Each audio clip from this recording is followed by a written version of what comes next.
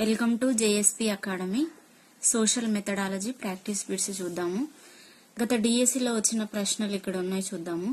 నాగరికత నిర్మాణంలో మానవ జాతి ఐక్యత అవగాహన ప్రాముఖ్యాన్ని గ్రహించుట అనున్నది 2004లో వచ్చిన బిట్ అనమాట. ఇది చరిత్ర ఆశయము.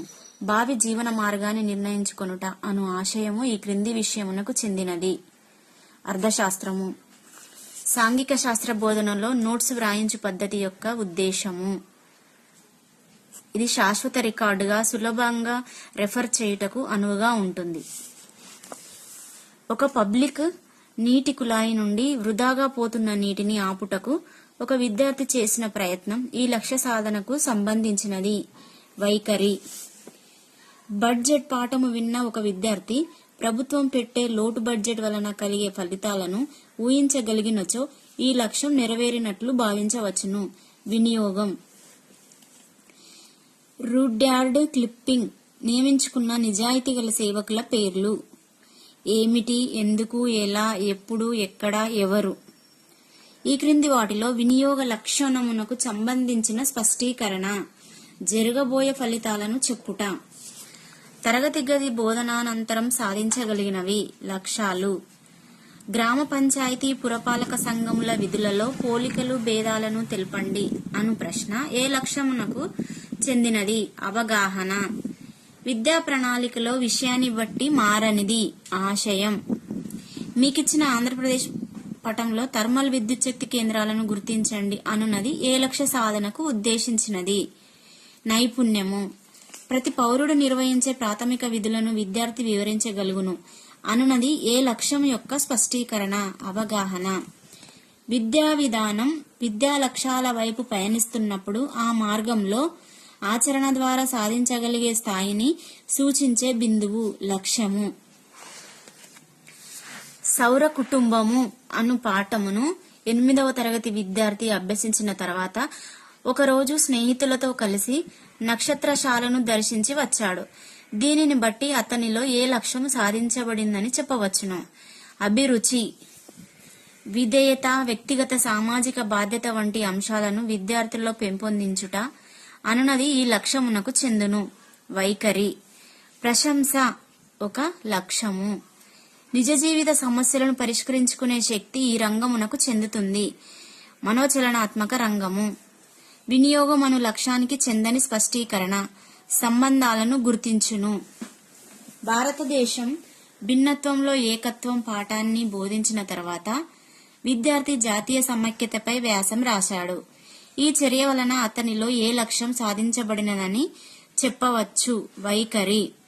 విద్యార్థి అడవుల సంరక్షణ సూచనలిస్తాడు. ఇది ఏ లక్ష్యం యొక్క స్పష్టీకరణ? వినియోగం. మన దేశంలో జనాభా పెరుగుదలను అరికట్టుటకు నీవిచ్చే సూచనలేవి? పై ప్రశ్న ఏ లక్ష్యాన్ని మాపనం చేస్తుంది? వినియోగం. బ్లూమ్స్ వర్గీకరణలోని 3వ లక్ష్యం వినియోగం. విద్యార్థి మొఘల్ పరిపాలనా పాఠం నందు అక్బర్ చేసిన సంస్కరణను వర్గీకరించెను. ఇది ఏ లక్ష్యము? అవగాహన. స్టాంపుల సేకరణ హాబీ ద్వారా పెంపొందించేది. అభిరుచి. పటంలో ఇవ్వబడిన ప్రదేశమును గుర్తించుట ఈ లక్ష్యము. నైపుణ్యము. ప్లాన్ తయారు చేయును అనే స్పష్టీకరణము ఈ లక్ష్యం కిందికి వస్తుంది. విశ్లేషణ. ప్రశ్నించుటకు అవసరమైన ఏమిటి, ఎందుకు, ఎప్పుడు, ఎలా, ఎక్కడ, ఎవరు అనున్నది 6 మంది సేవకులని పేర్కొన్నవారు. Rudyard Kipling. వినియోగ లక్ష్యమునకు చెందిన స్పష్టీకరణ. నమూనాలను తయారు చేయుట. ప్రపంచ శాంతిని కాపాడుటలో ఐక్యరాజ్య సమితి పాత్రను అభినందించుట అనున్నది ప్రధానంగా భావావేశ రంగానికి సంబంధించినది. ఒక విద్యార్థి బంగాళాఖాతంలో ఇటీవల ఏర్పడిన తుఫానుకు చక్రవాత వర్షమును ఉదాహరణగా పేర్కొన్నాడు. ఇందులో సాధించబడిన లక్ష్యం. అవగాహన.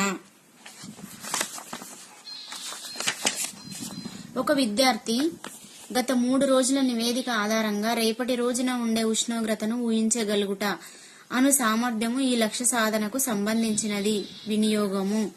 ఇతరుల మాటల పట్ల గౌరవం కలిగి వినుట అనున్నది ఈ బోధనా లక్ష్యంకు సంబంధించినది. వైఖరి. విద్యార్థులలో సామాజిక సమర్థతను పెంపొందించుట అనున్నది ఓ ఆశయము.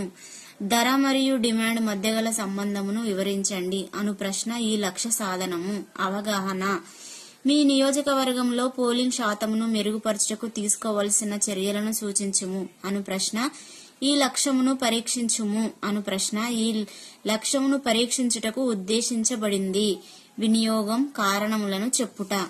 వివిధ మతాలున్న భారతీయ సమాజంలో లౌకికత్వం ఒక నిర్బంధ జీవన విధానం. అంగీకరిస్తారా లేదా అనంగీకరిస్తారా అను ప్రశ్న ఈ లక్ష్య సాధనను ఉద్దేశించినది. వైఖరి.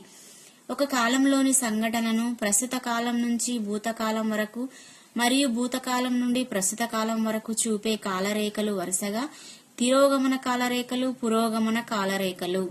అనుభవపూర్వక అభ్యసనమును ప్రతి సాధించిన విద్యావేత్త మేడం మాంటిసోరీ.